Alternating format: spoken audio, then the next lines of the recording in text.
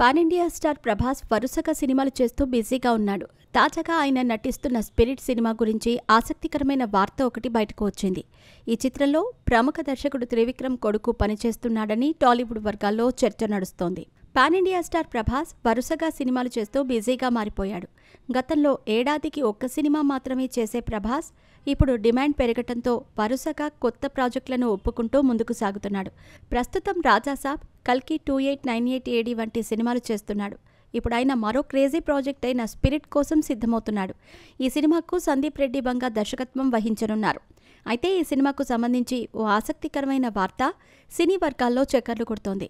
ప్రముఖ దర్శకుడు త్రివిక్రమ్ కొడుకు ఈ చిత్రంలో అసిస్టెంట్ డైరెక్టర్గా పనిచేస్తున్నట్టు సమాచారం. త్రివిక్రమ్ ఇప్పటివరకు అనేక విజయవంతమైన చిత్రాలను అందించిన సంగతి తెలిసిందే. అయితే ఆయన తనయుడు కూడా సినిమాలపై ఆసక్తి చూపుతున్నాడట.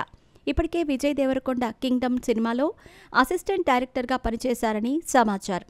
ఇప్పుడు ప్రభాస్ స్పిరిట్ చిత్రంలో కూడా పనిచేయనున్నట్టు టాలీవుడ్ వర్గాల్లో ప్రచారం జరుగుతోంది.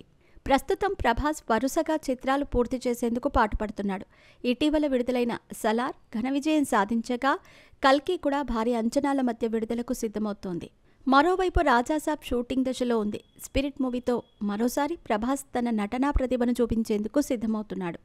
త్రివిక్రమ్ కొడుకు నిజంగానే స్పిరిట్ సినిమాకు అసిస్టెంట్ డైరెక్టర్గా పనిచేస్తున్నాడా లేదా అన్నదానిపై ఇంకా అధికారిక ప్రకటనైతే రావాల్సి ఉంది.